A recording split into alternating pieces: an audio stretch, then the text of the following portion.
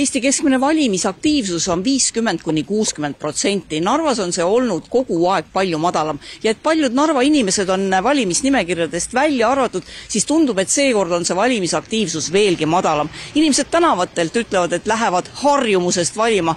Так а я лишён права голоса.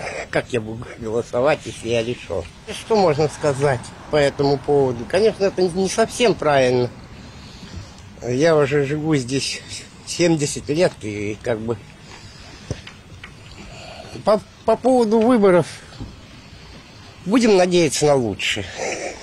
Я бы предпочел, конечно, центристскую партию.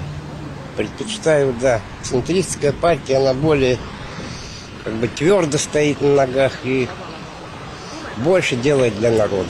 Я голосую за план Б, за Урбан. А почему? Ну, потому что я его очень давно знаю, он старту. Он хоть чего-то предлагает, он предлагает, чем те, кто были и сейчас находятся в правлении города Нарвы, ничего они не делают. Толком ничего не делают. Честно. Я родился в этой стране, я живу здесь всю свою жизнь. Я пойду, потому что я гражданка Эстонии, а муж не пойдет. А почему? Потому что у него паспорт российский, хотя он здесь живет уже 60 лет в Нарве. Неприятно как-то, неприятно.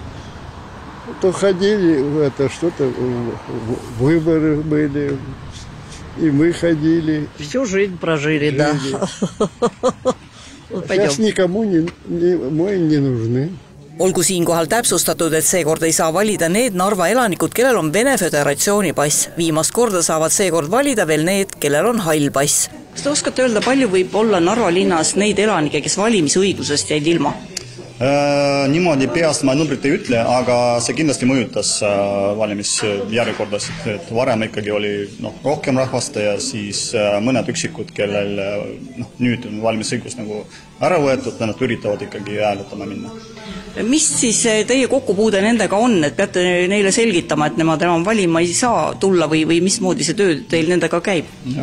Ja me selgitame, et tänase päevaga valimisõigustel ära võetud juba seadusega, et kahjuks te nagu valida ei saa ja põhimõtteliselt inimesed ei kurda ja lähevad lihtsalt minema. Mis te loodate, kui suur see valimisaktiivsus võib siis nagu lõpuks kokku tulla? Viimasel valimispäeval me usume, et tulevad ikkagi rohkem inimesi, aga nüüd, kui homsest avatakse nüüd meie linnas muud valimisjaoskonnad, ehk siis selle võrra nagu meie siin aktiivsus on langeb. Aga ma usun ikkagi, et meie inimesed on aktiivsed ja ikkagi loodavad paremad ja ikkagi tulevad valima. Elupõlise Narvaka ja kooli juhataja Uta Kroon-Assafrei sõnul näeb ta palju noori, keda valimisõigus või selle puudumine ei puuduta, sest enamik on Eesti riigi kodanikud. Rohkem on pettumust vanemate inimeste hulgas. Pinged on igasuguste muutuste korral alati. Üldse ma ütleks, et kuna me oleme siiski piirilinn ja siin on päris palju neid inimesi, kelle jaoks kodakondsuse küsimus ei ole üldse vaadete küsimus, vaid on mugavuse küsimus. Näiteks elab ema Jaanilinnas ja siis omades Vene kodakondsust või Vene passi lihtsalt on ju mugavam ema vaatamas käia. Need, kelle jaoks on Venemaa kodakonna olemine mugavuse küsimus, nende jaoks on see kindlasti nüüd ebameeldiv, sest nad käivad seal, sest seal on nende vanemad, nende kodu olnud, nad on sellega seotud olnud, aga elavad nad siin ja neil ei ole plaani siit ära minna ja nad tunnevad ennast selle kogukonna osana ja nemad tõenäoliselt tunnevad, et nad peavad nüüd valima midagi.